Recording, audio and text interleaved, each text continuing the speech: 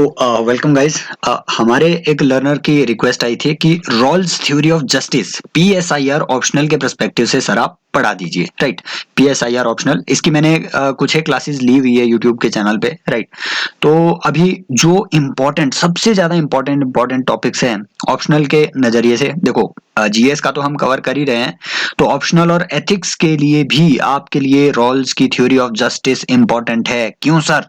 अब एथिक्स वो application based पूछ रहा है। राइट, मान लो अगर उन्होंने एथिक्स में अब क्वेश्चन पूछ लिया कि how would you ethically justify the question of reservation, reservation को आप एथिकली कैसे जस्टिफाई करोगे, तो उसमें अगर आपने कोई पर्सपेक्टिव्स लिखने हैं तो आप ये रॉल्स का एक डिफरेंस प्रिंसिपल है उसे वहां पे डाल सकते हो। राइट, तो without wasting any further time हम अभी रॉल्स की थ्योरी ऑफ जस्टिस को इसमें स्टडी करेंगे और कॉम्प्रिहेंसिवली स्टडी करेंगे।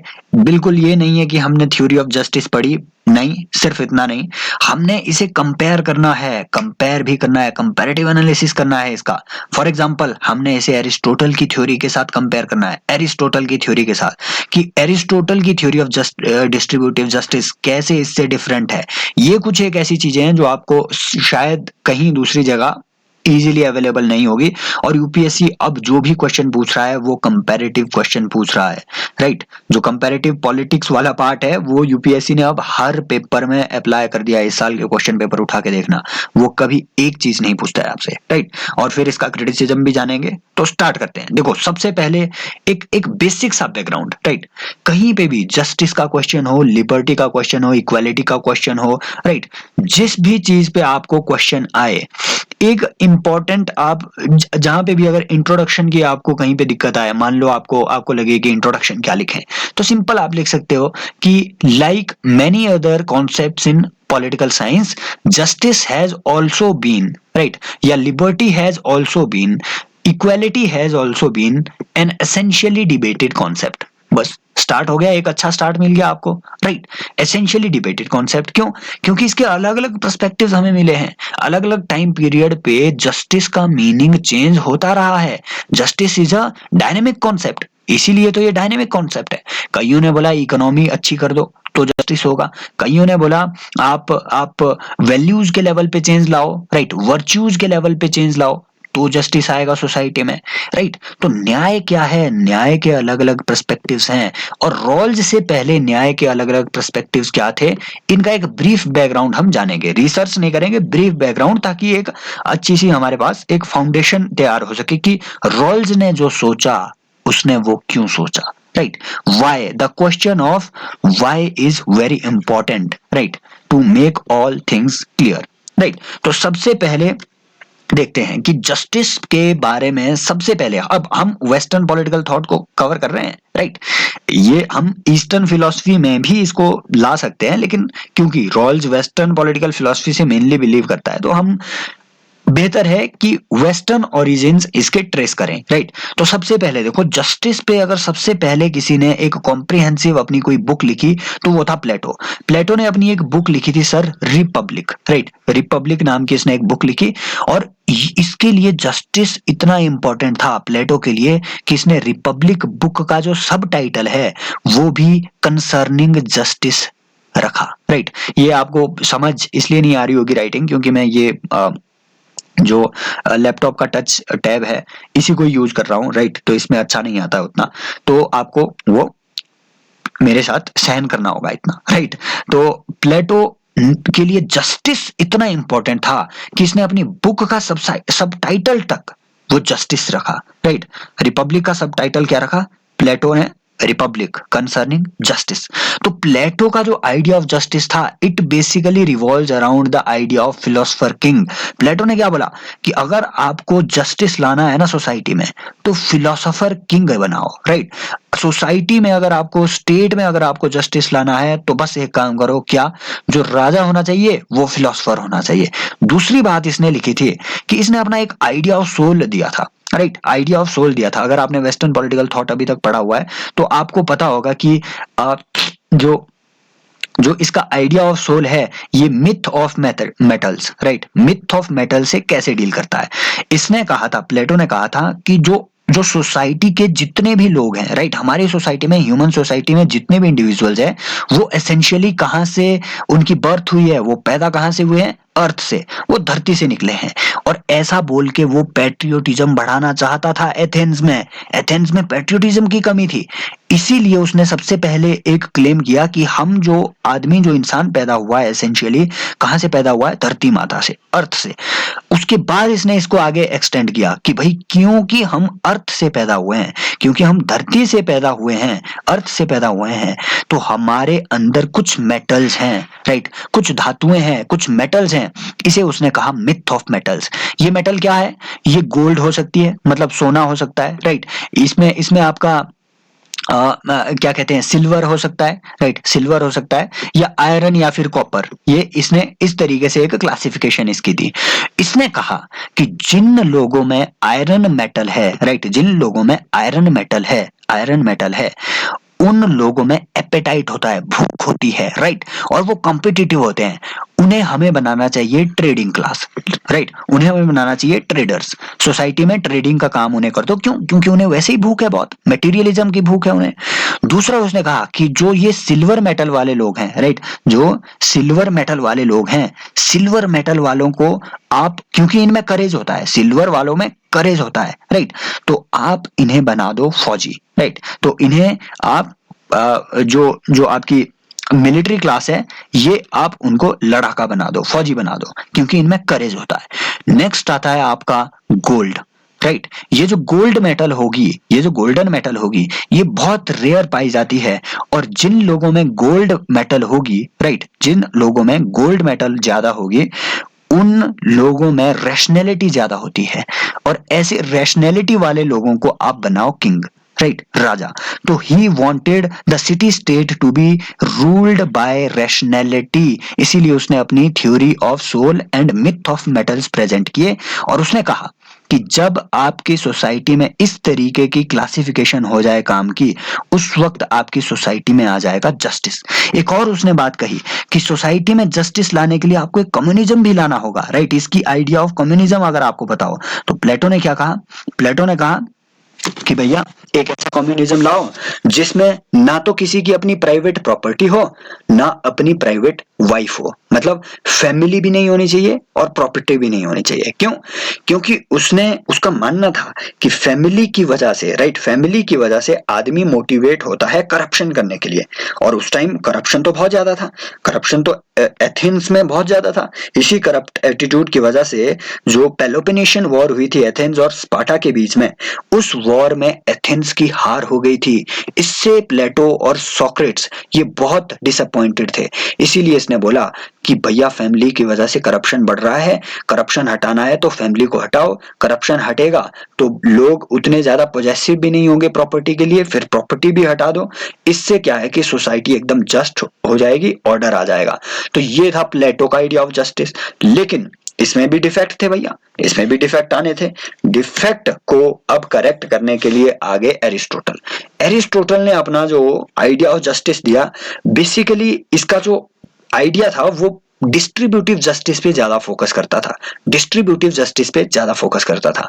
आज भी जो रॉल्स थ्योरी ऑफ जस्टिस है वो डिस्ट्रीब्यूटिव जस्टिस पे ज्यादा फोकस करती है, राइट। और ये रिलेशनशिप हम इस्टेब्लिश करेंगे, पोटेंशियल क्वेश्चन है ये, एक relationship between Aristotle's idea of justice and Rawls idea of justice. अब इसका डिस्ट्रीब्यूटिव जस्टिस क्या कहता था, राइट। इसने क्या कहा कि जस्टिस जो है ये 3 तरीके का हो सकता है सोसाइटी में, राइट। किस किस तरीके का? एक मैंने बताया डिस्ट्रीब्यूटिव जस्टिस। डिस्ट्रीब्यूटिव जस्टिस मतलब एक जस्ट तरीके से, फेयर मैनर में, जो भी आपकी प्रॉपर्टी है, जो भी सोसाइटी के अंदर गुड्स हैं, या सोसाइटी के अंदर जो डिग्निटी है, इन सब चीजों को जस्ट तरीके से इक्विटी के बेसिस पे लोगों में डिस्ट्रीब्यूट करो, राइट। इसने इक्वालिटी की बात नहीं की, क्यों? वो हम अभी आगे देखेंगे, राइट। इसका डिस्ट्रीब्यूटिव जस्टिस का आइडिया इक्वालिटी की बात नहीं करता है, इक्विटी की बात करता है। इसका आइडिया कहता है कि क्लास के हिसाब से लोगों में ये सारी चीजें बांटो, राइट ये जो डिस्ट्रीब्यूशन होना चाहिए this should be according to class, और यही इसका एक क्रिटिसिज्म है। इसने क्लास डिवाइड को परपिचुएट करने की बात कही थी उसमें।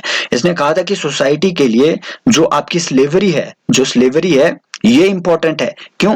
क्योंकि स्लेव्स क्या करते हैं, स्लेव्स आपके जो भी फ्री मैन होते हैं, मतलब जो सिटीजन्स हैं, उन्हें छोटे मोटे कामों से थोड़ी राहत देते हैं, उन्हें उससे फ्री कर देते हैं, और इसकी वजह से जो आपके फ्री मैन होंगे, जो सिटीजन्स होंगे, स्लेव्स की हेल्प से वो पॉलिटिक्स में पार्टिसिपेशन ले पाएंगे, और पॉलिटिक्स में पार्टिसिपेशन लेना according to him it was an essential part of justice in the society. Right ये जो पार्टिसिपेटिव पॉलिटिक्स की बात है, बाद में चल के हाना अरेंट ने भी यही बात कही। मतलब इसके साथ साथ हमारा जो है वेस्टर्न पॉलिटिकल थॉट भी कवर होता जा रहा है। तो हमने इसके डिस्ट्रीब्यूटिव जस्टिस की बात तो देख ली, फिर इसने कहा कि एक रिट्रीब्यूटिव जस्टिस भी होना चाहिए और कम्यूटेटिव जस्टिस भी होना चाहिए। रिट्रीब्यूटिव मतलब सुधार वाला, कि अगर किसी ने गलती की तो उसे पनिशमेंट भी मिलनी चाहिए ताकि वो सुधर सके।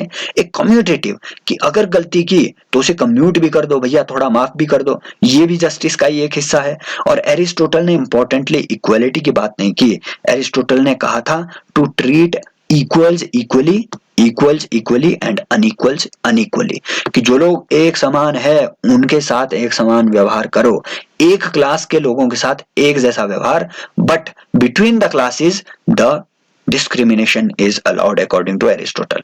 इसी को बाद में क्रिटिसाइज भी किया गया। लेकिन ये जो एरिस्टोटल है, कब की बात कर रहे हैं हम, लगभग 200 BCE के आसपास की, राइट 300 BCE के आसपास की, राइट जब आपका अलेक्जेंडर हुआ करता था, बेसिकली अलेक्जेंडर का गुरु था। फिर मतलब ये आइडिया जो है रोमन एम्पायर में भी थोड़ा बहुत चलता रहा इसी तरीके का, बट मेडाइवल यूरोप है उसमें एक मेजर चेंज आया। समझ आ रहा है आपको? समझ आ रहा है कैसे ये सीक्वेंस चल रही है जस्टिस की? मेडाइवल जो यूरोप है, सॉरी गाइस आज पता नहीं क्या हुआ, राइट तबीयत सुबह से थोड़ी खराब थी, लेकिन since I have promised it तो मुझे ये लेक्चर आज ही डिलीवर करना था, राइट। तो आई होप आप लोगों को थोड़ी दिक्कत आ सकती है, बीच में इंटरप्शंस वगैरह आ सकती है, राइट। लेकिन चलिए इसको कंटिन्यू करते हैं। मेडाइवल इंडिया, जो आपका मेडाइवल यूरोप है, उसमें जस्टिस का क्या कॉन्सेप्ट उस टाइम इवॉल्व हुआ। मेडाइवल यूरोप में हमें पता है कि चर्च पावरफुल बन गए, और चर्च ने एक बात मतलब लोगों में फैलाना शुरू कर दिया कि God is the source of justice, right, God is the source of justice. और चर्च क्या थी? Church is the lieutenant of God on earth, right.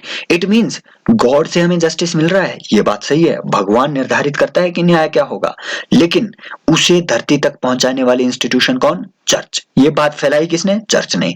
इससे चर्च होगी बहुत पावरफुल हो गई, लेकिन इसके साथ इररेशनैलिटी भी बढ़ने लगी। जैसे मैं आपको एग्जांपल देता हूं, चर्च मानती थी कि ये जो यूनिवर्स है ये अर्थ सेंट्रिक है, राइट, ये अर्थ सेंट्रिक है, ये हिलियोसेंट्रिक नहीं है, सूरज के चारों ओर नहीं घूमते हैं सारे ग्रह और सन अर्थ के चारों ओर घूमता है। और जब निकोलस कोपरनिकस ने इस बात का खंडन किया तो वो जो चर्च ने उन सारे लोगों को पनिशमेंट देना शुरू कर दिया, राइट।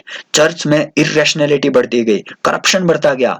इसी वजह से तंग आकर के लोगों ने रेनेसां वहां पे लाया, राइट। रेनेसां की शुरुआत हुई यूरोप में। रेनेसां मतलब पुनर्जागरण। उन्होंने बोला कि पुराना जो हमारा रोमन सभ्यता का जो हमारी डिग्निटी थी उसे हमें वापस दो, जो नेशनल ऑनर था हमारा उसे हमें वापस दो, हमें वही लेवल ऑफ डेवलपमेंट अचीव करना है। रेनेसां वालों ने ये कहा।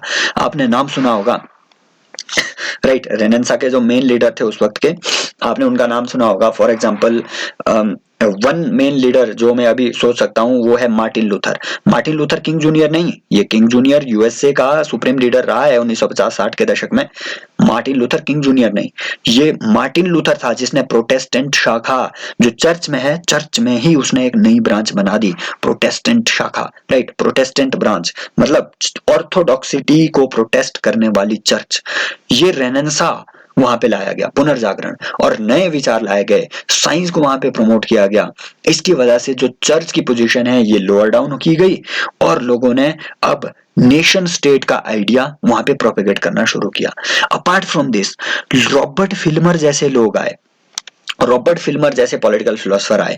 रॉबर्ट फिल्मर ने एक अपनी बुक लिखी थी पेट्रियार्का, अपने नोट्स में कहीं पे लिख लेना पेट्रियार्का, राइट, पेट्रियार्का।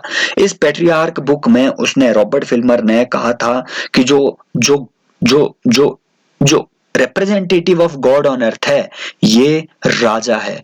गॉड का जो अर्थ पे रिप्रेजेंटेटिव है वो राजा है, चर्च नहीं है। और जो डिवाइन राइट्स है ये राजा में वेस्टेड है, चर्च में वेस्टेड नहीं है। और राजा को, किंग को इस तरीके से सुप्रीम पोजीशन देने की बात वहां पे की गई। तो सोर्स ऑफ जस्टिस क्या होगा मेडाइवल यूरोप में, इस बात पे बहुत ही ज्यादा कंफ्यूजन थी सोर्स ऑफ जस्टिस पे। यहाँ पे इसके लिए सोर्स ऑफ जस्टिस क्या था, इसके लिए सोर्स ऑफ जस्टिस क्या था, virtue of rationality, virtue of rationality. इसके लिए सोर्स ऑफ जस्टिस क्या था, इसके लिए सोर्स ऑफ जस्टिस का मतलब था कि मतलब कहां से हमें जस्टिस मिलता है, ऑर्गेनिक नेचर ऑफ स्टेट, कि भैया राज्य से हमें जस्टिस मिलता है। इनके लिए, मेडाइवल यूरोपियंस के लिए सोर्स ऑफ जस्टिस क्या था, सोर्स ऑफ जस्टिस इनके लिए गॉड था। लेकिन जो representative of God on earth है, इस बात पे अलग अलग टाइम पीरियड में डिस्प्यूट चलता रहा। आर यू गेटिंग इट, मैं कहना क्या चाह रहा हूं। अब आते हैं मेन बात, जहां से आपको आगे देखने को मिलेगा कि जॉन रॉल्स की थ्योरी यहां से आपको इवॉल्व होते हुए दिखेगी, राइट। कि देख रहे हो मतलब जस्टिस कैसे इवॉल्व हो रहा है। ये पूरा जस्टिस का चैप्टर पढ़ रहे हैं हम, सिर्फ जॉन रॉल्स नहीं पढ़ रहे हैं भाई, हम पूरा जस्टिस का चैप्टर कवर कर रहे हैं इसमें, राइट, एक स्लाइड के अंदर।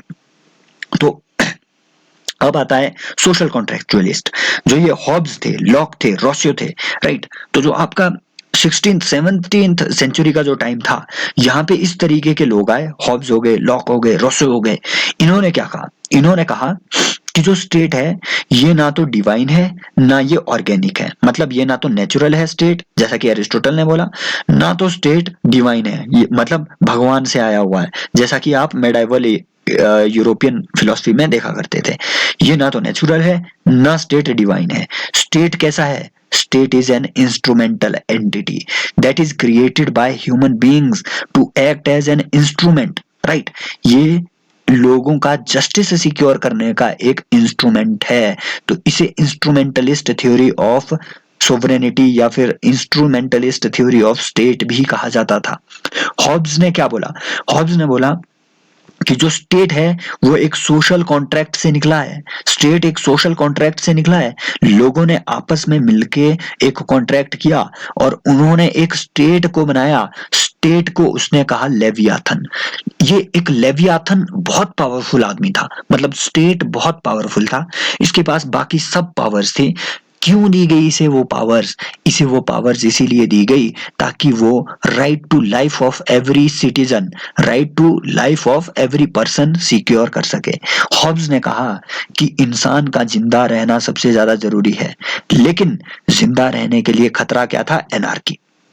हॉब्स ने माना कि इंसान का जिंदा रहना तो जरूरी है, सही बात है, लेकिन सोसाइटी में क्या है, एनार्की है। क्यों, क्योंकि जो नेचुरल ऑर्डर है इंसान का, जो स्टेट ऑफ नेचर है, स्टेट ऑफ नेचर में इंसान जो है वो सेल्फिश है, ब्रूटिश है, राइट। वो अपनी ही बारे में सोचता है, इस वजह से वो पोजेसिव होता जाता है और वो दूसरों के राइट्स को छीनता जाता है, राइट। इसी वजह से, क्यों, क्योंकि उसने 1648 की प्यूरिटन रेवोल्यूशन हुई थी इंग्लैंड में, इसने उस प्यूरिटन रेवोल्यूशन को देखा था जहां पे बिल्कुल एनार्की थी, लोगों को मारा काटा जा रहा था, राइट। इसीलिए हॉब्स ने कंक्लूड किया, हॉब्स कंक्लूडेड कि इंसान का जिंदा रहना जरूरी है और उसके लिए स्टेट का होना जरूरी है और स्टेट को पावरफुल बनाना जरूरी है।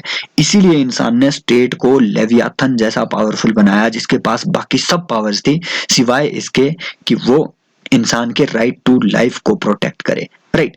लेकिन इससे क्या हुआ, इससे तो एब्सोल्यूटिस्ट स्टेट बन गया। लॉक इससे नाराज हो गया, जॉन लॉक नाराज हो गया। इसने अपना एक नया आइडिया दिया, राइट। अब सोशल कॉन्ट्रैक्ट, मैं इसलिए पढ़ा रहा हूँ सोशल कॉन्ट्रैक्ट ताकि आपको क्लैरिटी आ सके कि इसी तरीके की एक बात, जो ओरिजिनल पोजीशन की बात कही गई है, वो आपके जॉन रॉल्स ने बात कही है, राइट। इसीलिए इन चीजों को दोहराना जरूरी है जिन्हें पता नहीं है।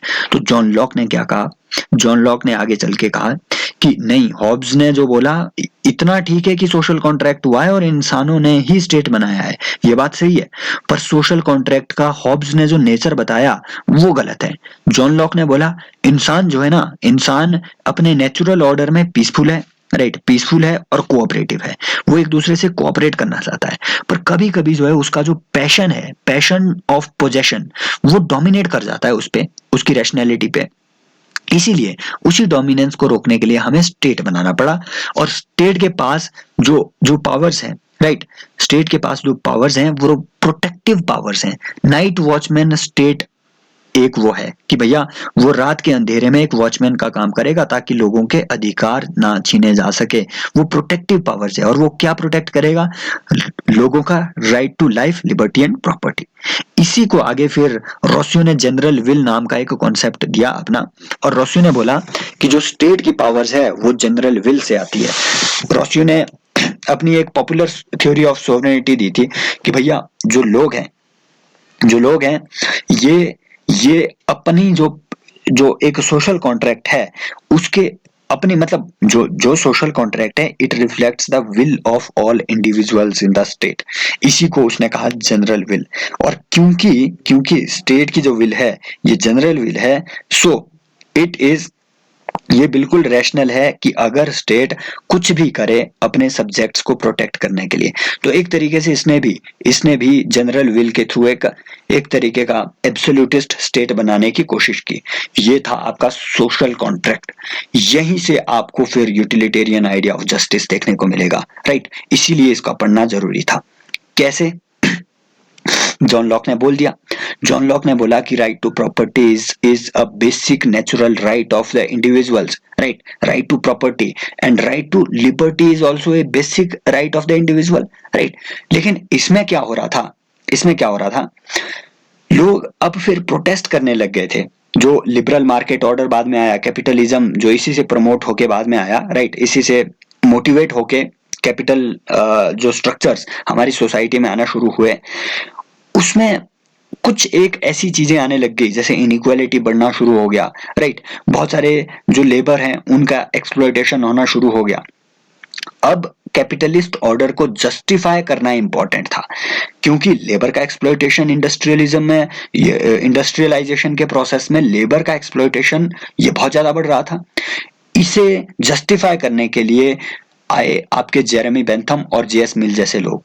जेरेमी बेंथम ने अपना सबसे पहले यूटिलिटेरियन फिलॉसफी दी। ये फिलॉसफी क्या बिलीव करती थी? इस फिलॉसफी ने बोला कि जस्टिस क्या है? जस्टिस वो है जो सब ज्यादा से ज्यादा लोगों को खुशी दे, right. Greatest happiness for the greatest number, right, greatest happiness for the greatest number. अब ये यूटिलिटेरियनिज्म अगर आपको कवर करना है तो ये एक बहुत बड़ा टॉपिक है, राइट, कि भैया जेरेमी बेंथम और जेएस मिल के यूटिलिटेरियनिज्म में क्वालिटेटिव डिफरेंस कैसे लाया गया, राइट। ये सारी चीजें मतलब एक अलग कॉन्सेप्ट है। हम क्योंकि यहाँ सिर्फ बैकग्राउंड देख रहे हैं और ब्रीफ में देख रहे हैं, इसीलिए इतना याद रखो कि ये जो कैपिटलिज्म की वजह से एक्सप्लॉयटेशन हो रहा था लेबर्स का, इसको जस्टिफाई करने के लिए जेरेमी बेंथम जैसे लोगों ने यूटिलिटेरियन फिलॉसफी दी। इसमें उन्होंने कहा कि हर वो काम जो मैक्सिमम लोगों को, right, not to all, not necessarily to all the people, लेकिन अगर वो मैक्सिमम लोगों को मेजॉरिटी को अगर वो सेटिस्फेक्शन और हैप्पीनेस दे रहा है, तो वो चीज आपकी जस्ट होगी सोसाइटी में। और जो कैपिटलिस्ट सिस्टम है ये मैक्सिमम लोगों के बेनिफिट में कैसे था? क्योंकि कैपिटलिस्ट सिस्टम में मास प्रोडक्शन हो रहा था, बहुत सस्ता प्रोडक्शन हो रहा था, चीप गुड्स प्रोड्यूस हो रहे थे। तो उससे क्या था कि जो मेजॉरिटी ऑफ लोग हैं उनकी लाइफ में लग्जरी बढ़ रही थी। इसी तरीके से उन्होंने उसे जस्टिफाई किया, राइट, कैपिटलिस्ट ऑर्डर को जस्टिफाई करने की कोशिश की। भले ही इससे कुछ एक जो इंडस्ट्रियल लेबर है अगर उनका एक्सप्लॉयटेशन भी हो रहा है, फिर भी for the greater good of the greatest number, right, हम उनके राइट्स को जो है कॉम्प्रोमाइज कर सकते हैं, ऐसा कहा जेरेमी बेंथम ने। अब इसकी जो एंटीथेसिस हमारे सामने पेश की वो मार्क्सिस्ट लोगों ने की। मार्क्सिस्ट लोगों ने बोला कि तुम जो ये लिबरल आइडिया बता रहे हो, राइट, लिबरल्स बेसिकली क्या बिलीव करते हैं? लिबरल्स बिलीव करते हैं इक्वालिटी ऑफ अपॉर्चुनिटी पे, राइट। इनकी जस्टिस का आइडिया क्या है? इनका justice of idea is basically based on procedural, right, procedural equality या फिर इक्वालिटी ऑफ अपॉर्चुनिटी। ये मानते हैं, लिबरल्स मानते हैं कि भैया प्रोसीजर फेयर बना दो आप, बाकी सब मार्केट पे छोड़ दो, राइट। फेयर बना दो, सभी को इक्वल अपॉर्चुनिटी दे दो, बाकी सब मार्केट पे छोड़ दो। इंसान जो कम्पिटिटिव होगा वो अपनी इच्छा से अपने हित की चीजें वो करता रहेगा, राइट, जिस वो लायक है, राइट। लेकिन मार्क्सिस्ट लोगों ने बोला कि आपका जो ये इक्वालिटी ऑफ अपॉर्चुनिटी का आइडिया है या यूटिलिटेरियन जस्टिस का जो आइडिया है, लिबरल आइडिया, ये बिल्कुल फ्लॉड है। क्यों? क्योंकि सोसाइटी में बहुत सारे डिसएडवांटेज्ड लोग हैं, specially the proletariat class proletariat या फिर लेबर क्लास, ये डिसएडवांटेज्ड पोजीशन में है।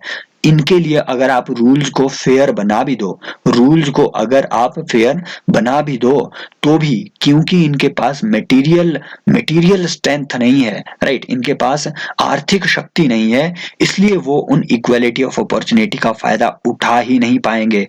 इसीलिए इन्होंने, मार्क्सिस्ट लोगों ने सब्सटेंटिव जस्टिस का आइडिया दिया, राइट। सब्सटेंटिव जस्टिस का आइडिया इन्होंने दिया।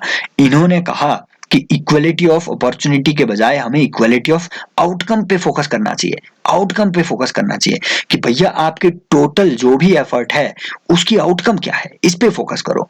क्या आप इनइक्वालिटी रिड्यूस कर पा रहे हो? नहीं। यूटिलिटेरियन जस्टिस से तो इनइक्वालिटी बढ़ रही है, लिबरल आइडिया से भी इनइक्वालिटी बढ़ रही है।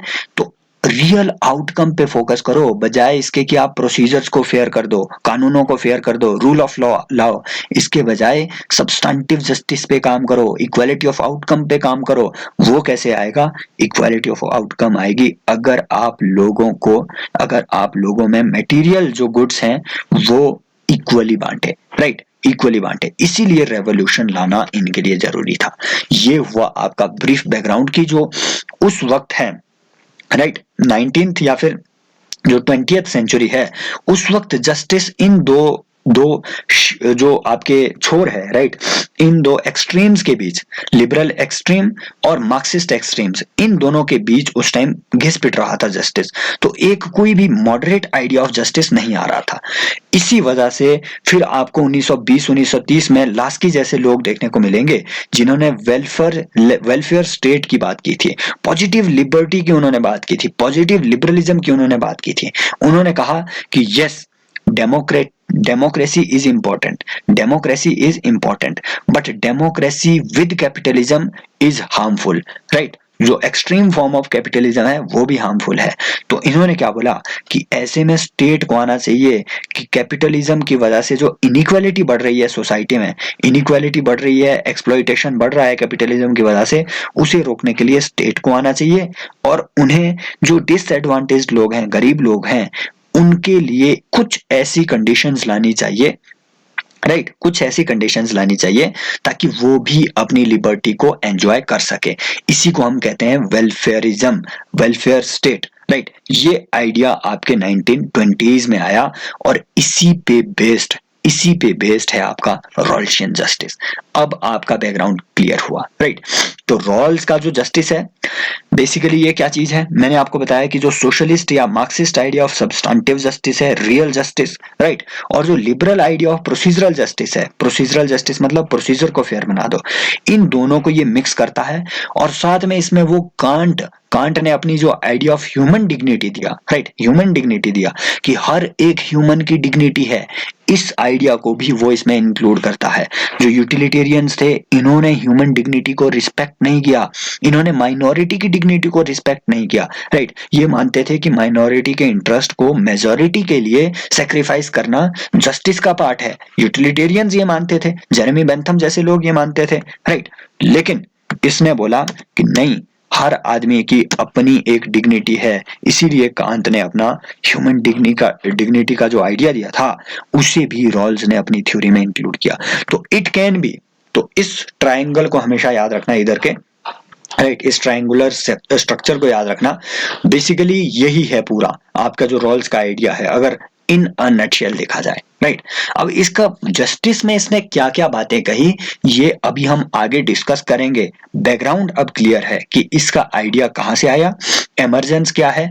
अब आप इजीली रिलेशनशिप भी इस्टेब्लिश कर सकते हो, राइट। देखो बनाने को मैं ये 19-20 मिनट की भी वीडियो बना सकता था, लेकिन भाई आपको यूपीएससी निकालना है, वो आपसे सिंपल भी पूछ सकता है कि प्लेटो का आइडिया ऑफ जस्टिस और रॉल्स का आइडिया ऑफ जस्टिस, इनके बीच कंपैरिजन करो, सिमिलैरिटी बताओ, डिफरेंस बताओ। एरिस्टोटल के इसके बीच कंपैरिजन करो, सिमिलैरिटी बताओ, डिफरेंस बताओ, राइट। ऐसे क्वेश्चन पूछ रहा है, अब वो हर जगह कंपैरेटिव चीजों में वो पूछ रहा है चीजें, राइट। तो आपको एक एमरजेंस कैसे हुआ है चीजों का, वो एक पूरा फ्लो याद होना चाहिए था, इसीलिए मैंने इसमें इतना टाइम लगाया, राइट। अब आते हैं रॉल्स के थ्योरी ऑफ जस्टिस पे। देखो जब भी आपको कोई भी थ्योरी देखने को मिलेगी, फॉर एग्जांपल जैसे जैसे आपके जॉन लॉक थे, जॉन लॉक ने बोला कि हर आदमी के पास right to life, liberty and property है। ये किसने बोला? लाइफ, लिबर्टी एंड प्रॉपर्टी, ये किसने बोला? जॉन लॉक ने, राइट, जॉन लॉक ने। लेकिन सिर्फ इतना बोल देने से दुनिया मान थोड़ी ना जाएगी। मान लो मैं बोलूं कि दिन दिन है और रात रात है, दिन सफेद और रात रात, रात काली, राइट। सिर्फ इतना बोल देने से, या फिर हाँ मैंने उल्टा बोल दिया, सॉरी। दिन दिन में अंधेरा होता है और रात में उजाला होता है। मान लो मैंने इतना बोल दिया, तो सिर्फ इतना बोलने से दुनिया मान थोड़ी ना जाएगी, जस्टिफाई भी तो करना पड़ेगा ना हर चीजों को। तो जो जॉन लॉक है उसने इस बात को कैसे जस्टिफाई किया कि लिबर्टी, जो right to life, liberty and property है, वो हर एक इंसान का नेचुरल राइट है। इसे उसने कैसे जस्टिफाई किया? उसने कहा कि इंसान के पास रैशनैलिटी है, वो अपने बारे में अच्छा सोच सकता है, राइट, रैशनैलिटी है। और इस रैशनैलिटी को फर्दर उसने कैसे जस्टिफाई किया? उसने अपना जो स्टेट ऑफ नेचर और जो सोशल कॉन्ट्रैक्ट की थ्योरी है और जो hypothesis of state of nature है, उसमें इस बात को जस्टिफाई उसने किया। उसने कहा कि मान लो अगर स्टेट वगैरह को हटा दो, राज्य को अगर आप हटा दो, तो उस केस में भी इंसान के पास रैशनैलिटी होगी। स्टेट ऑफ नेचर में इंसान पीसफुल है, राइट, कंपैशनेट है, राइट।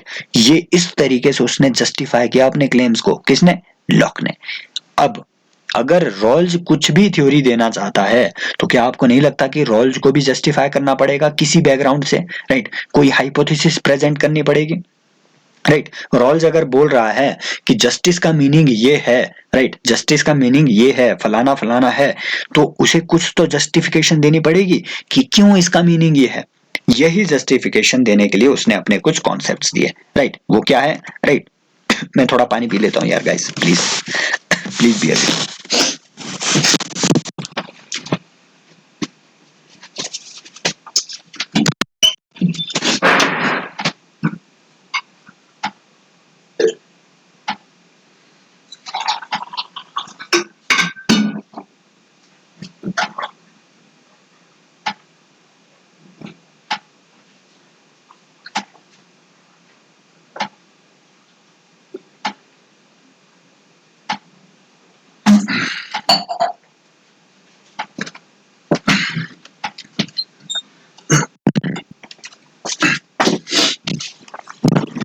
यस, थ्योरेटिकल जस्टिफिकेशन देना जरूरी है, ये हमने डिस्कस कर लिया। अब वो थ्योरेटिकल जस्टिफिकेशन इसने अपने अपने आइडिया ऑफ जस्टिस की कैसे दी, वो अभी हम आगे डिस्कस करेंगे कि आइडिया ऑफ जस्टिस क्या था। पर उससे पहले हम इसके बैकग्राउंड को समझते हैं कि इसने क्या बैकग्राउंड प्रेजेंट किया अपने आइडियाज के लिए। बैकग्राउंड था सर, बैकग्राउंड था कि इसका मानना था कि इंसान ने जो भी जस्टिस की कॉन्सेप्शन बनाई है, जो बेस्ट जस्टिस की कॉन्सेप्शन बनाई है, वो बनाई है ओरिजिनल पोजीशन पे। ओरिजिनल पोजीशन का मतलब क्या है, राइट। ओरिजिनल पोजीशन का मतलब क्या है? It is just like a state of nature. अब समझ में आया मैंने सोशल कॉन्ट्रैक्ट क्यों पढ़ाया? ये बिल्कुल स्टेट ऑफ नेचर की तरह है।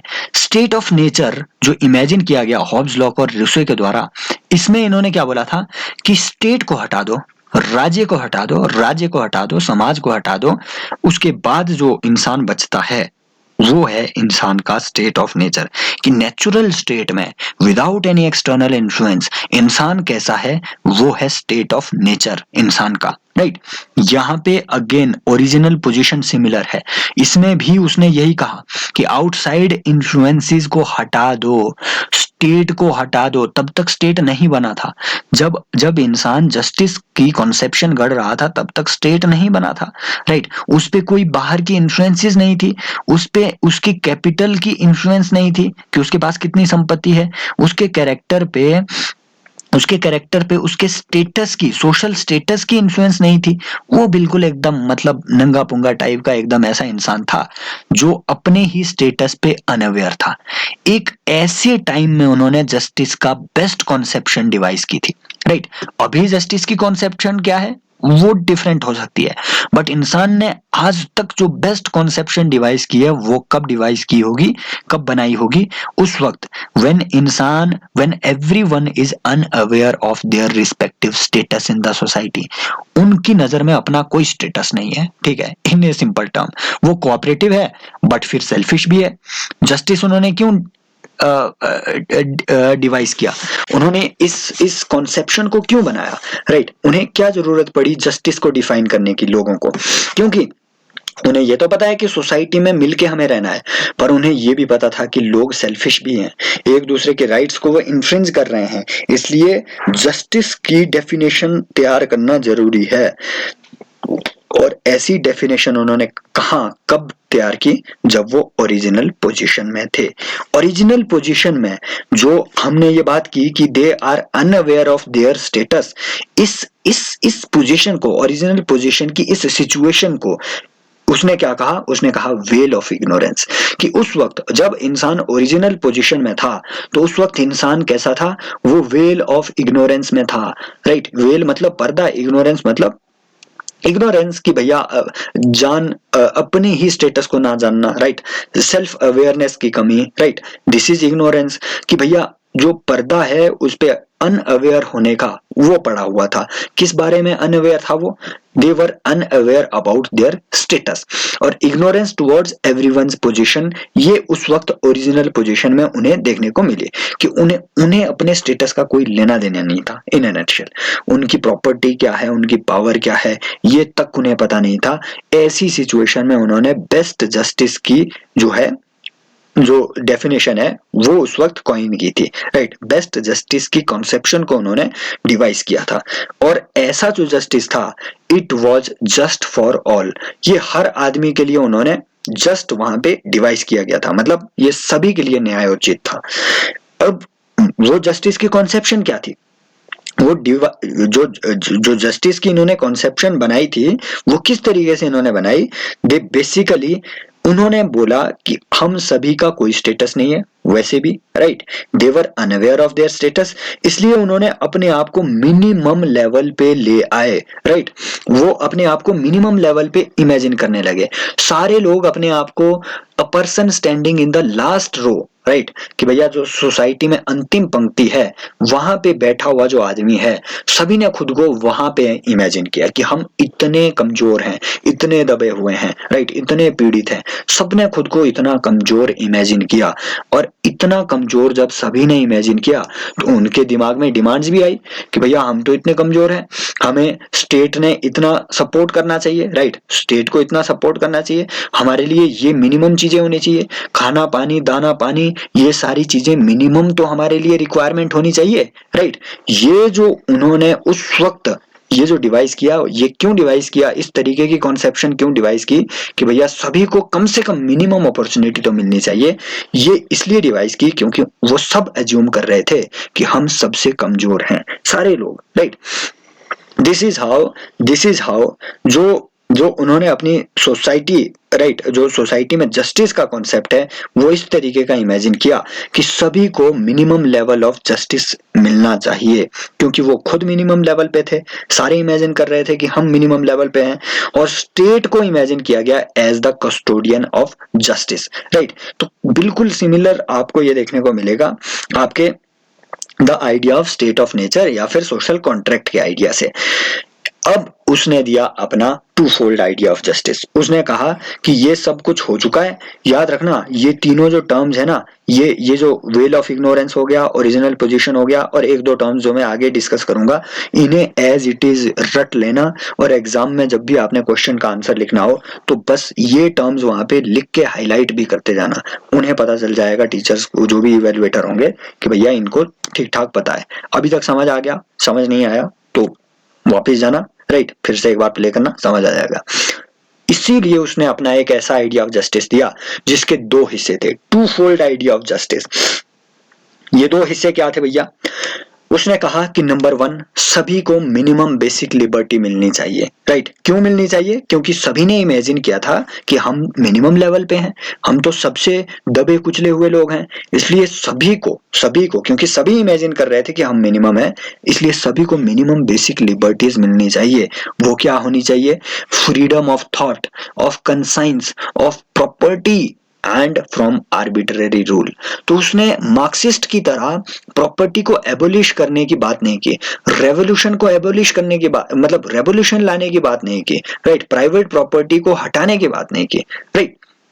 तो ये एकदम मार्क्सिस्ट आइडिया के बिल्कुल खिलाफ हो गया। इसीलिए हम आगे देखेंगे कि मार्क्सिस्ट ने इसे क्रिटिसाइज भी किया है, इसे कहा है कि इसकी जो बेसिकली थ्योरी है ये कैपिटलिज्म को प्रोटेक्ट करने की एक थ्योरी है, रेवोल्यूशन से प्रोटेक्ट करने की थ्योरी।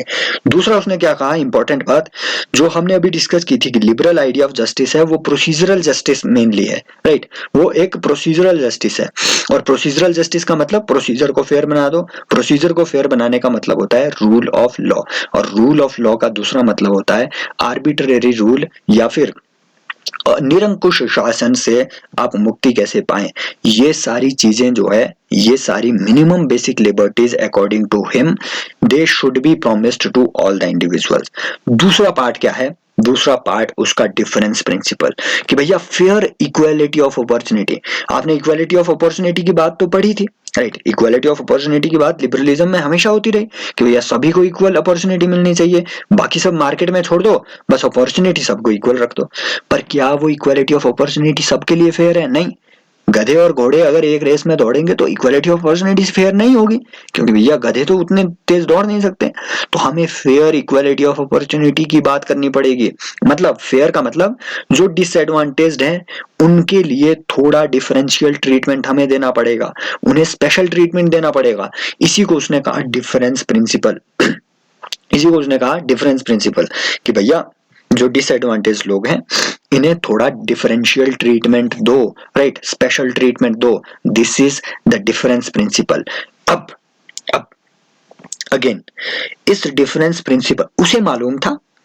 ये जो जॉन रॉल्स है, इसने अपनी जो थ्योरी ऑफ जस्टिस बुक लिखी, इसमें उसने खुद ही अपना जस्टिस का आइडिया भी दिया, खुद ही इसने उसको काउंटर भी किया, और जो उसने खुद ही काउंटर किया उसके उसके काउंटर में खुद ही आर्गुमेंट दे दिए, मतलब क्रिटिसिज्म में खुद ही आर्गुमेंट दे दिए। ये इतना एकदम मतलब खिलाड़ी था ये आदमी, बॉस।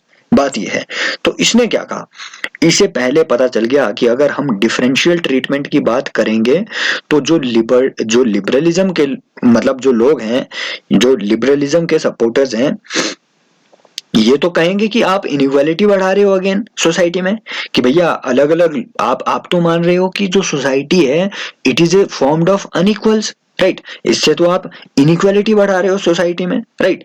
तो इसलिए उसने अगेन इसको जस्टिफाई करने के लिए क्या बात कही, इसने कहा कि सोसाइटी में इनकम और स्टेटस के लेवल पे, इनकम और स्टेटस के लेवल पे कुछ एक इनइक्वालिटीज ये जरूर अनडिजायरेबल है, लेकिन ये इनएविटेबल भी है। मार्क्सिस्ट बोलते थे कि ऐसी कोई भी इनइक्वालिटी नहीं होनी चाहिए इनकम और स्टेटस की, लेकिन इसने बोला कि नहीं भैया, आप क्या है कि आप ज्यादा हो रहा है आपका, राइट, बिल्कुल एब्सोल्यूट इक्वालिटी नहीं हो सकती। ये बात सही है कि इनइक्वालिटी अनडिजायरेबल है, हमें इनइक्वालिटी नहीं चाहिए, बट फिर ये इनएविटेबल भी है। क्यों? क्योंकि लोगों का टैलेंट का लेवल अलग अलग है, राइट, अपने अपने टैलेंट के हिसाब से वो सारी चीजें लेंगे। दूसरी बात इसने कही कि अगर ये अनडिजायरेबल है बट फिर इनएविटेबल भी है, तो हमें क्या करना चाहिए, हमें करना चाहिए कि जो डिसएडवांटेज्ड लोग हैं, राइट, जो सोसाइटी ऑफ अनइक्वल्स में जो लेसर पोजीशन में लोग हैं, उनके लिए, जो लीस्ट एडवांटेज लोग हैं, उनके लिए हमें डिफरेंशियल ट्रीटमेंट या फिर एक स्पेशल ट्रीटमेंट देना चाहिए। वो क्या होगा? रिजर्वेशन जैसा स्पेशल ट्रीटमेंट। अब आया एथिक्स का क्वेश्चन कि भैया रिजर्वेशन को आप कैसे जस्टिफाई करोगे? यूजुअली हम पीएसआईआर में राजीव भार्गव, राइट, इंडिया के रिस्पेक्ट में हम राजीव भार्गव को इसमें लिख देते हैं, राइट। ये थिंकर बहुत इंपॉर्टेंट है, राइट, तो नाम वगैरह याद कर लो, राइट। इन सारी चीजों के लिए कास्ट का हो गया, इशू हो गया, रिजर्वेशन इशू हो गया, तो राजीव भार्गव को वहां पे कोट कर लेना चाहिए। साथ में रिजर्वेशन को मॉडर्न टाइम में थ्योरेटिकल सेंस में किसने जस्टिफाई किया? वो है आपका डिफरेंस प्रिंसिपल, कि भैया डिफरेंट लोगों को डिफरेंट तरीके से आप ट्रीट करो, राइट। उसकी एक स्टेटमेंट है, आप ये रट सकते हो और एग्जाम में सीधे लिख सकते हो। इसी को जस्टिफाई करने के लिए उसने एक स्टेटमेंट दी कि injustice is tolerable until it is done to secure a larger justice. कि भैया सही बात है कि अगर हम ये डिसएडवांटेज्ड लोगों को अलग से ट्रीटमेंट अकॉर्ड करेंगे तो संभव है कि जो सोसाइटी में अपर क्लास के लोग हैं, हो सकता है वो फील करे कि हमारे साथ इनजस्टिस हो रहा है। क्यों? क्योंकि ये जो फॉर एग्जांपल जो ओबीसी का क्लास है या इस तरीके के रिजर्व्ड क्लासेस हैं, इन्हें स्पेशल ट्रीटमेंट मिल रहा है, हमें कम रिप्रेजेंटेशन मिल रहा है, ये तो कंपटीशन के खिलाफ है। तो हो सकता है उन्हें फील हो कि ये हमारे साथ इनजस्टिस हो रहा है। बट फिर उसने अगेन कहा कि हाँ, इनजस्टिस उस केस में टॉलरेबल होगा अगर ये लार्जर जस्टिस को सिक्योर करने के लिए किया जा रहा हो। इट मीन्स जो ये लिस्ट मतलब जो ये डिसएडवांटेज लोग हैं, इन्हें भी तो आपको जस्टिस देना है। इट मीन्स जो जो एडवांटेज लोगों के साथ इनजस्टिस हो रहा है उसे आप जस्टिफाई कर सकते हो इस बात से कि आप डिसएडवांटेज्ड लोगों को एक ग्रेटर जस्टिस दे रहे हो। इसीलिए उसने ये जो स्टेटमेंट है ये दी थी कि justice is tolerable until it is done to secure a larger justice. और ये एरिस्टोटल की थ्योरी से बहुत सिमिलर है, जो मैंने ऑलरेडी आपको बता दिया। एरिस्टोटल ने कहा था कि when it comes to equality treat equals equally and unequals unequally. It means जो लोग सेम स्टैंडिंग पे है उन्हें इक्वली ट्रीट करो, राइट। जो जनरल कैटेगरी के उन्हें इक्वली ट्रीट करो, जो ओबीसी कैटेगरी के उन्हें इक्वली ट्रीट करो। लेकिन when it comes to general and OBC, इनके बीच का जो कंपैरिजन है, इन्हें अनइक्वली ट्रीट करना ये जस्टिफाइड होगा, क्योंकि इनकी कुछ इनकम के लेवल पे, कुछ नेचुरल लेवल पे, कुछ स्टेटस के लेवल पे इनइक्वालिटीज ऑलरेडी अवेलेबल है, राइट। तो ये एक तरीके का, इस तरीके से जो इसकी थ्योरेटिकल फाउंडेशंस है ये हम लिंक कर सकते हैं एरिस्टोटल के साथ। और उसने एक इंपॉर्टेंट बात कही, लेक्सिकल प्रायोरिटीज या फिर लेक्सिकल ऑर्डर का उसने जो आइडिया दिया, इसमें उसने कहा कि हम ये जो दो बातें कर रहे हैं कि एक तो सभी लोगों को मिनिमम बेसिक लिबर्टीज आप प्रोवाइड करो, दूसरा कि जो डिसएडवांटेज्ड लोग हैं उन्हें आप डिफरेंस प्रिंसिपल के तहत लाओ, राइट, रिजर्वेशन के तहत लाओ। इसमें हमें लेक्सिकल प्रायोरिटी देनी चाहिए। किसे? जो आपका फर्स्ट प्रिंसिपल है कि सबसे पहले आप क्या करो, सबसे पहले करो कि जो मिनिमम नीड्स हैं वो सिक्योर करो सभी लोगों के लिए, सभी अमीर चाहे गरीब, सब तरीके के लोगों के लिए कम से कम मिनिमम चीजें वहां पे उपलब्ध हो। उसके बाद आप इस सेकंड प्रिंसिपल पे आओ। This is the lexical priority, the principle of lexical priority या फिर the principle of lexical orders. In terms को याद रखो। अब आता है कंपैरिजन विद एरिस्टोटल, ये इंपॉर्टेंट है, एरिस्टोटल के साथ कंपैरिजन। आई थिंक ये क्वेश्चन यूपीएससी ने पहले पूछा हुआ है, एक आधी बार नहीं पूछा हुआ है, तो ये एक पोटेंशियल क्वेश्चन है भाई, राइट। और ये क्वालिटी क्वेश्चन है। आई डोंट थिंक कि ये मतलब ठीक ठाक कहीं पे आपको दूसरे नोट्स वगैरह में कहीं पे मिलेगा, राइट। तो एरिस्टोटल के साथ जब हम ये कंपैरिजन करें, कंपैरिजन का मतलब होता है भाई सिमिलैरिटीज और डिफरेंसेस दोनों। सिमिलैरिटीज क्या है? सिमिलैरिटी मैंने ऑलरेडी बात कह दी कि ये जो जॉन रॉल्स की पूरी जो थ्योरी है इसे हम कहते हैं theory of distributive justice according to John Rawls. तो आप सिंपल लिख सकते हो कि दोनों ने डिस्ट्रीब्यूटिव जस्टिस की बात कही। जॉन रॉल्स ने क्या डिस्ट्रीब्यूट करने की बात की कि जो भी आपकी मिनिमम बेसिक लिबर्टीज हैं उन्हें किस तरीके से आप डिस्ट्रीब्यूट कर सकते हो फेयरली, राइट, फेयरनेस की इन्होंने बात कही। सिमिलरली एरिस्टोटल ने भी डिस्ट्रीब्यूटिव जस्टिस की बात कही कि जो स्टेटस है, जो डिग्निटी है, जो इनकम है, ये सारी चीजें कैसे डिस्ट्रीब्यूट होनी चाहिए सोसाइटी में क्लास के बेसिस पे, राइट। उसने उस टाइम क्लास सिस्टम को, राइट, क्लास डिफरेंस को सोसाइटी में उसने वो जस्टिफाई किया था एरिस्टोटल ने, उसने स्लेवरी को जस्टिफाई किया था, राइट। तो इस तरीके से दोनों ने डिस्ट्रीब्यूटिव जस्टिस को की वहां पे बात की, दिस इज द सिमिलैरिटी। दूसरा, दोनों ने कहा कि अनइक्वल ट्रीटमेंट विद अनइक्वल्स ये अलाउड है। ये मैंने ऑलरेडी आपको बात कही कि एरिस्टोटल ने भी यही कहा कि ट्रीट इक्वल्स इक्वली, अनइक्वल्स इनइक्वली, और इसका डिफरेंस प्रिंसिपल भी यही कहता है कि जो अलग अलग स्टैंडिंग के लोग हैं उन्हें डिफरेंटली ट्रीट करो, ये इनके बीच की सिमिलैरिटी। लेकिन जो डिफरेंसेस है ये इंपॉर्टेंट है। डिफरेंसेस, पहला गोल, एरिस्टोटल का जो जो जो आइडिया ऑफ जस्टिस था वो बेसिकली मैंने आपको बता दिया कि ये क्लास पे आधारित था, राइट। एरिस्टोटल कहता था कि जो जो सोसाइटी में जो क्लास की डिस्टिंक्शन है, जो अलग अलग क्लासेस में सोसाइटी बंटी हुई है, ये जरूरी है। क्यों? ताकि सोसाइटी में फंक्शनल स्टेबिलिटी आ सके, राइट। फंक्शनल स्टेबिलिटी आ सके। फंक्शनल स्टेबिलिटी का मतलब अपनी अपनी जो क्लास जो है, राइट, वो अपना अपना काम करते रहें। जब वो अपना अपना काम करेंगे तो कोई भी क्लास मतलब क्लास कॉन्फ्लिक्ट नहीं आएगा सोसाइटी में, इससे जो है फंक्शनल स्टेबिलिटी आएगी, राइट। और जब हम क्लासेस को उनकी उनके जो भी आई मीन जो जो उनके एंटाइटलमेंट्स हैं, जब हम उन्हें अच्छे से उन्हें डिस्ट्रीब्यूट करेंगे तो सोसाइटी में रेवोल्यूशन भी नहीं आएगी। आपने एरिस्टोटल का आइडिया ऑफ रेवोल्यूशन पढ़ा होगा, और उसने आपने जो कॉज ऑफ रेवोल्यूशन है वो भी पढ़ा होगा कि भैया जब स्टेट किसी को अनड्यू इंपॉर्टेंस दे दे किसी एक क्लास को तो रेवोल्यूशन आ जाती है। और एरिस्टोटल चाहता था ऐसी ही रेवोल्यूशन को प्रोटेक्ट करना, से प्रिवेंट करना स्टेट को, राइट। तो एरिस्टोटल का जो मेन गोल है वो क्या था? वो था फंक्शनल स्टेबिलिटी लाना सोसाइटी में। लेकिन जो रॉल्स का मेन गोल है वो था सबस्टेंटिव इक्वालिटी लाना, राइट, सबस्टेंटिव जस्टिस लाना सोसाइटी में। वो इनइक्वालिटी को जस्टिफाई नहीं कर रहा था। जो एरिस्टोटल है, एरिस्टोटल ने बोला कि 3 क्लासेस हैं सोसाइटी की, 6 क्लासेस हैं सोसाइटी की, उन्हें एरिस्टोटल ने जस्टिफाई किया था कि इन्हें रहने दो ताकि फंक्शनल स्टेबिलिटी आ सके सोसाइटी में। जो जॉन रॉल्स है ये इस तरीके की जो इनइक्वालिटी प्रेजेंट है सोसाइटी में उसको हटाना चाहता था अपने डिफरेंस प्रिंसिपल से। कैसे? कि जो डिसएडवांटेज्ड है उन्हें थोड़ा प्रमोट करो, थोड़ा उन्हें और बूस्टर लगाओ, राइट, तो वो ऊपर आ जाएंगे और सोसाइटी में जो सोशल मोबिलिटी है ये अच्छे से एक्टिव हो जाएगी, राइट। तो गोल्स इनके डिफरेंट थे। एक चाहता था कि फंक्शनल स्टेबिलिटी आए, दूसरा चाहता था कि सबस्टेंटिव इक्वालिटी या फिर सबस्टेंटिव जस्टिस आए। दूसरा कि एरिस्टोटल जो है ये जस्टिफाई करता है स्लेवरी को, राइट, बट जो रॉल्स हैं he seeks to abolish the structures of marginalisation through his difference principle. ये मैंने ऑलरेडी आपको बात कह दी कि जब आप डिफरेंशियल ट्रीटमेंट दोगे गरीब लोगों को, राइट, गरीब लोगों को जब आप डिफरेंशियल ट्रीटमेंट दोगे तो वो एम्पावर होंगे और इससे उनका मार्जिनलाइजेशन भी समाप्त हो जाएगा। लेकिन एरिस्टोटल जो है ये जस्टिफाई करता था भैया स्लेवरी को, ये बोलता था कि हाँ स्लेवरी तो होनी चाहिए। तो इस तरीके का ये आपको सिमिलैरिटी और डिफरेंसेस देखने को मिलेंगे। आप तो बोलेंगे भैया अगर 15 नंबर का आ गया, 15 नंबर का आ गया ऐसा कंपैरेटिव क्वेश्चन, यूजुअली 15 का ही आता है भैया, 20 का भी आ सकता है, तो क्या सिर्फ हम इतना लिखेंगे सर? भाई जो जो ये वर्ड्स हैं पॉज करके काउंट कर लेना, आई गारंटी यू ये 50 से 60 वर्ड्स के बीच के हैं, और ये तो मैंने सिर्फ हेडिंग बनाई है, आपको तो वहां पे ये एकदम प्रॉपर सेंटेंसेस में लिखना है, राइट। तो मतलब ये सिर्फ इतना कंटेंट आपका लगभग 150 वर्ड्स का है, ये इतना कंटेंट, और पैराग्राफ फॉर्मेट में लिख रहे हैं आप ये, राइट। आपको 15 नंबर के जो क्वेश्चन है वो 200 वर्ड्स में लिखने होंगे, राइट, अराउंड।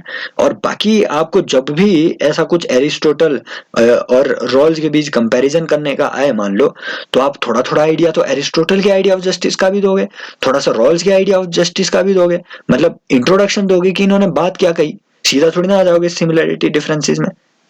बात समझ में आ रही है ना? तो इस तरीके से आंसर अप्रोच होते हैं, मतलब ज्यादा स्ट्रेस नहीं लेना इन चीजों का, यूपीएससी में कोई स्ट्रेस नहीं। अगर आप लिख पा रहे हो तो मतलब आप गेन कर पा रहे हो, राइट, मार्क्स ले पा रहे हो, बस लिखना जरूरी है। सो राइटिंग प्रैक्टिस बनाओ। कंटेंट तो यूजुअली इतना ही होता है यार, किसी का एग्जामिनेशन हॉल में इतना ही प्रोड्यूस होता है। क्रिटिसिज्म पार्ट इंपॉर्टेंट है किसी भी चीज का, राइट। अगेन क्रिटिसिज्म से क्वेश्चन कैसे आएंगे? वो सिंपली भी पूछ सकते हैं आपसे कि बताओ कि जॉन रॉल्स के थ्योरी ऑफ जस्टिस का क्रिटिसिज्म क्या है। तो आप सबसे पहले तो यही बताओगे कि जस्टिस जो है एसेंशियली डिबेटेड कॉन्सेप्ट है, शुरू तो यहीं से करोगे। और जॉन रॉल्स फिर बताओगे एक पैराग्राफ में कि जॉन रॉल्स ने क्या क्या बातें कही थ्योरी ऑफ जस्टिस में, फिर आप आओगे क्रिटिसिज्म में। और ऐसा क्वेश्चन यूजुअली आपसे पूछा जाता है 20 मार्क्स का, लेकिन वो डायरेक्टली भी आपसे 10 मार्कर क्वेश्चन पूछ सकते हैं। वो बोलेंगे न्यू लिबरल थ्योरी, मतलब new liberal criticism of Rawls theory of justice बताओ।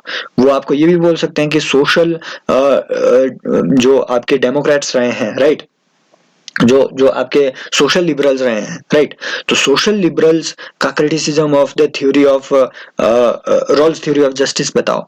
वो आपसे ये भी पूछ सकते हैं कि Marxist criticism of Rawls theory of justice बताओ। सिंगल सिंगल भी वो आपसे पूछ सकते हैं, सबका एक साथ भी पूछ सकते हैं, तो क्रिटिसिज्म जरूरी है, राइट। तो new liberals, importantly new liberals इसका सबसे बड़े क्रिटिक है। जो एफ.ए. हेयक है, राइट, आपने एफ.ए. हेयक के बारे में सुना होगा, हर्बर्ट स्पेंसर के बारे में आपने सुना होगा। बेसिकली ये एक आपका लिबर्टेरियन, राइट, जो 19th सेंचुरी का लिबर्टेरियन एक स्कॉलर था हर्बर्ट स्पेंसर। और Robert Nozick, right, Robert Nozick की जो ये एक एंटाइटलमेंट थ्योरी ऑफ जस्टिस है।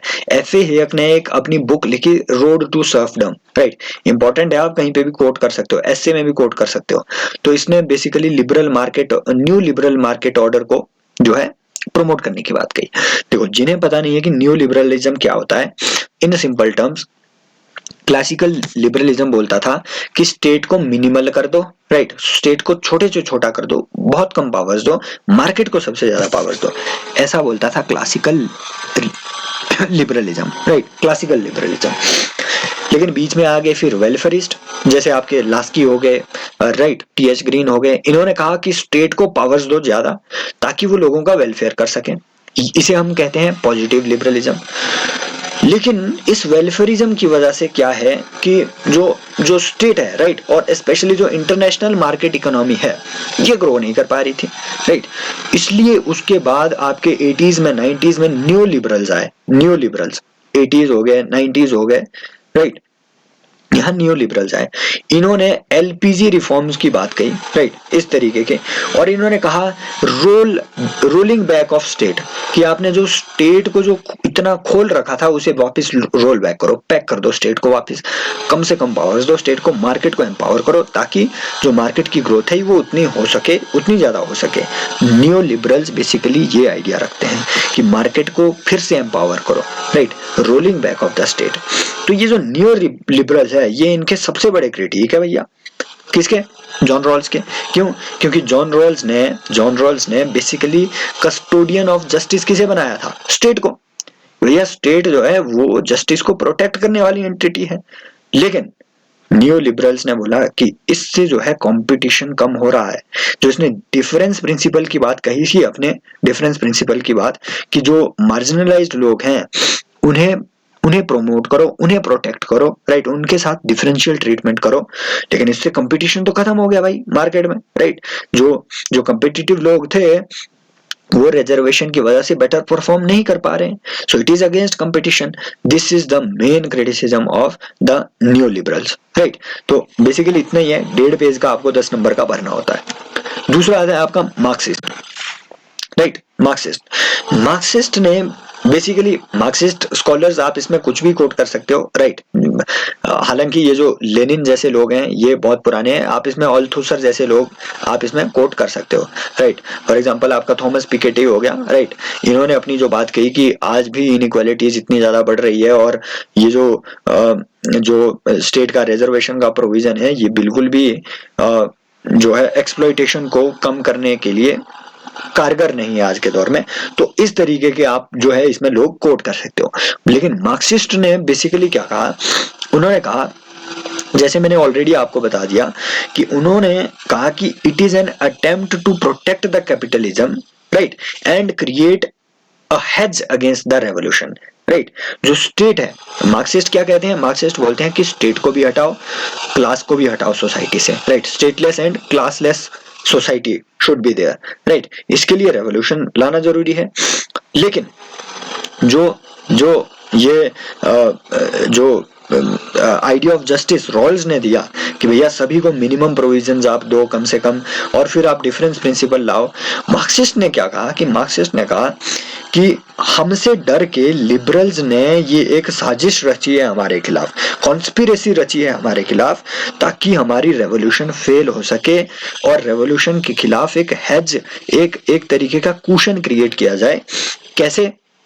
क्योंकि लोगों को अब लगेगा, लोगों में एक इल्यूजन पैदा होगा कि उनके मिनिमम राइट्स कम से कम सिक्योर है, राइट। तो इस तरीके से एक रेवोल्यूशन के खिलाफ ये आपकी काम कर रहा है, और एक जो हेजेमनी क्रिएट हुई है, नियो मार्क्सिस्ट जो आइडिया है, ग्रामशियन जो आइडिया है हेजेमनी का, ये हेजेमनी को सस्टेन करता है। कैपिटलिस्ट हेजेमनी को ये सस्टेन करने की बात करते हैं, राइट। इस तरीके से ये उसे क्रिटिसाइज करते हैं। सोशल लिबरल्स जैसे अमर्त्य सेन हो गए, राइट। इंपॉर्टेंटली जो आपके सोशल लिबरल्स है, इसमें सबसे बड़ा नाम अमर्त्य सेन। ये क्या कहते हैं? ये कहते हैं कि जो डिफरेंस प्रिंसिपल है, मतलब जो रिजर्वेशन है, इट इज नॉट सफिशिएंट सोली, मतलब सिर्फ रिजर्वेशन से काम नहीं बनेगा, हमें कैपेसिटी बिल्डिंग पे काम करना पड़ेगा। जो मासिस है, जो पुअर हैं, जो मार्जिनलाइज्ड हैं, हमें उनकी कैपेसिटी को बढ़ाना पड़ेगा, उनको स्किल करना पड़ेगा, एजुकेट करना पड़ेगा, एम्पावर करना पड़ेगा, हेल्थ स्टैंडर्ड बढ़ाने पड़ेंगे, राइट। ये आपके कहा सोशल लिबरल्स ने कि आपके सिर्फ रिजर्वेशन से काम नहीं चलने वाला। नेक्स्ट जो इंपॉर्टेंट क्रिटिसिज्म, ये आपसे डायरेक्टली पूछी जा सकती है, हाई चांसेस है, communitarian critique of the Rawls theory of justice. Basically जो कम्युनिटेरियंस हैं, दो नाम आपको याद रखने चाहिए, माइकल सैंडल। आपको इनका मैं आपको सजेस्ट करूंगा, अगर आपको एथिक्स अपना अच्छा बनाना है या पीएसआईआर का जस्टिस पार्ट अगर अच्छा बनाना है, अगर आपके पास थोड़ा टाइम है, तो 9-10 घंटे की इनकी यूट्यूब पे माइकल सैंडल्स की एक जस्टिस करके सीरीज है, वो देख लो, राइट। जस्टिस करके एक सीरीज है, ये ऑक्सफोर्ड यूनिवर्सिटी का जो ये क्या कहते हैं यूट्यूब चैनल है, उसमें ये इनकी एक पूरी सीरीज है, बहुत अच्छी सीरीज है, माइकल सैंडल्स। आपके काफी कॉन्सेप्ट क्लियर होंगे, राइट। तो ये कम्युनिटेरियन थिंकर है, और एक माइकल वॉल्जर, राइट। तो इन्हें आप वहां पे कोट कर सकते हो। वॉल्जर का एक एडिशनल मैं आपको बता दूं कि वॉल्जर ने अपना एक आइडिया कॉम्प्लेक्स इक्वलिटी का दिया था, वो क्या है अभी हम आगे डिस्कस करेंगे, राइट। तो कम्युनिटेरियंस बेसिकली क्या बिलीव करते हैं? कम्युनिटेरियंस बोलते हैं कि जो स्टैंडर्ड्स ऑफ जस्टिस है, देखो रॉल्स ने कहा कि पूरी दुनिया में मेरा आइडिया ऑफ जस्टिस जो है ये यूनिवर्सल है, हर जगह अप्लाइड है। आप बस पूरी दुनिया में एक काम कर दो कि सभी लोगों के लिए मिनिमम जो अपॉर्चुनिटीज है, मिनिमम जो लिबर्टीज है, मिनिमम जो रिक्वायरमेंट्स है, नंबर 1 उसे फुलफिल कर दो, और जो पुअर लोग हैं, डिसएडवांटेज्ड लोग हैं, मार्जिनलाइज्ड हैं, उन्हें प्रमोट कर दो। और ये मॉडल पूरी दुनिया में एक जैसे तरीके से आप लागू कर दो, हो जाएगा, पूरी दुनिया में जस्टिस आ जाएगा। लेकिन कम्युनिटेरियंस क्या बोलते हैं कि जस्टिस जो है, जस्टिस का कॉन्सेप्ट यूनिवर्सलाइज नहीं किया जा सकता, ये वेरी करता है सोसाइटी टू सोसाइटी, ये कम्युनिटीज पे वेरी करता है। फॉर एग्जाम्पल हमारे जो ट्राइबल कल्चर है इंडिया में, यहाँ पे जस्टिस का अलग अपना कल्चर है, राइट। ट्राइबल्स जो इंडिया के ट्राइब्स हैं, they have one of the best institutions of direct democracy in the world, right। तो इस तरीके से अलग अलग जगह पे जस्टिस अचीव करने के अलग अलग कॉन्सेप्शंस अवेलेबल है भाई, एक जैसा कॉन्सेप्ट कहीं चल ही नहीं सकता है, राइट। तो लेकिन रॉल्स ने क्या बोला? रॉल्स ने बोला कि मेरी जो ये ओरिजिनल पोजीशन है, ये एक तरीके से आर्कमिडियन पॉइंट के तौर पे, आर्कमिडियन मतलब सेंटर बिंदु ये है, और पूरी दुनिया इसके चारों ओर, ये पूरी दुनिया के केंद्र में है। आपका ओरिजिनल पोजीशन का इसका आइडिया वो क्या है, हमने डिस्कस कर लिया कि भैया ये पूरी दुनिया का सेंट्रल पोजीशन है, पूरी दुनिया इस पे फोकस करती है, राइट। पूरी दुनिया में जो जस्टिस है वो मेरी थ्योरी से लाया जा सकता है, रॉल्स ने ऐसा बोला था, राइट। ऐसा कुछ कॉन्सेप्शन बनाई थी, यूनिवर्सल कॉन्सेप्शन बनाई थी। लेकिन कम्युनिटेरियंस ने इसे जो है, इसी कॉन्सेप्ट को उन्होंने डिनाउंस किया। और ये जो कम्युनिटेरियन आइडिया है, बेसिकली जो कम्युनिटेरियन आइडिया है, इसे आप क्या कहेंगे कि जो रिलेटिविज्म है, राइट। आई थिंक इस बार ये क्वेश्चन भी आया था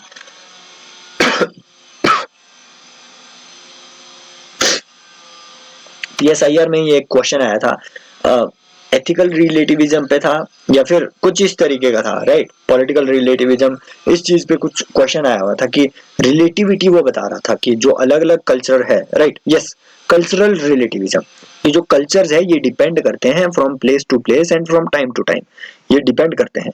सिमिलरली ये आपका रिलेटिविज्म ऑफ जस्टिस को शो करता है, जो जस्टिस है ये from culture to culture vary कर सकता है, कहीं यूनिवर्सल नहीं है। तो वॉल्जर ने अपना एक कॉम्प्लेक्स इक्वालिटी का आइडिया भी इसीलिए प्रपोज किया था कि जो हम मान के चल रहे हैं कि इक्वालिटी इकोनॉमिक हो, सोशल हो, पॉलिटिकल हो, ये हर जगह एक जैसी नहीं हो सकती, हमें कॉम्प्लेक्स बनाना पड़ेगा अपनी थिंकिंग को, राइट। अलग अलग जगह के लिए इक्वालिटी का मीनिंग अलग अलग होना चाहिए। सिमिलरली ये कॉम्प्लेक्स इक्वालिटी का आइडिया इनके जस्टिस के आइडिया में भी रिफ्लेक्ट होता है, राइट। तो इस तरीके से आपका जो कम्युनिटेरियन क्रिटिक है ये देखने को आपको मिलेगा, किसका, जॉन रॉल्स की क्रिटिसिज्म। तो आई होप ये पूरा जो है जॉन रॉल्स का कॉन्सेप्ट आपको अच्छे से समझ आ गया होगा, राइट। तो थोड़ी इंटरप्शन बीच में आई होगी उसके लिए खेद है, राइट। तो आई होप अगर आपको ये लेक्चर्स हेल्पफुल हो रहे हैं गाइज तो कमेंट सेक्शन में बताइए जरूर, और कैसे इनको बेटर किया जा सकता है आप ये भी बता सकते हैं। टेलीग्राम चैनल ज्वाइन करना है तो लिंक आपको मिल जाएगा डिस्क्रिप्शन में, मेरे से बात करनी है तो उस टेलीग्राम चैनल की डिस्क्रिप्शन में आपको मेरा लिंक मिल जाएगा टेलीग्राम आईडी का, राइट। बाकी ऐसे ही मिलते रहेंगे, कमेंट में बताते रहिए क्या क्या चीजें आपको टफ लग रही है, क्या क्या मुझे कवर करनी चाहिए। अगेन मैं आपको कह रहा हूँ कि 2023 के लिए ये पूरा PSIR कवर करना ये मेरे लिए मुश्किल हो सकता है क्योंकि आई लैक रिसोर्सेज, राइट। ये मैं 2-3 बार बोल चुका हूँ, अगेन नहीं बोल सकता, बट हाँ जो जो चीजें आपको बहुत टफ लग रही है उनको मैं डेफिनेटली यहाँ पे कवर करने की कोशिश करूंगा। हालांकि 1-2 दिन का लैग हो सकता है आपकी डिमांड और मेरी सप्लाई के बीच में, लेकिन फिर I will definitely try to bring it to you in the simplest of the format. हाँ कुछ लोगों ने कहा था कि ये नोट्स में लेक्चर्स के शेयर करता जाऊं, या नोट्स की दिक्कत ये होती है कि मुझे ना ये सारी जो PPT है इनको PDF में बनाना पड़ेगा, लेना देना मैनेजमेंट का बहुत रहता है, राइट, इशू। सो बेटर है, और मैं हमेशा सजेस्ट करता हूँ, मैंने भी खुद ऐसे ही किया है कि नोट्स तो हमेशा अपने ही बनेंगे भाई, ये बात सही है, वही आपको समझ आएगा, वही आपके काम आएगा, बाकी कुछ लेना देना नहीं है दुनिया से। UPSC आपके निकालेंगे number 1 notes, number 2 revision, number 3 techniques, number 4 answer writing, that's it. Thank you, take care, bye bye.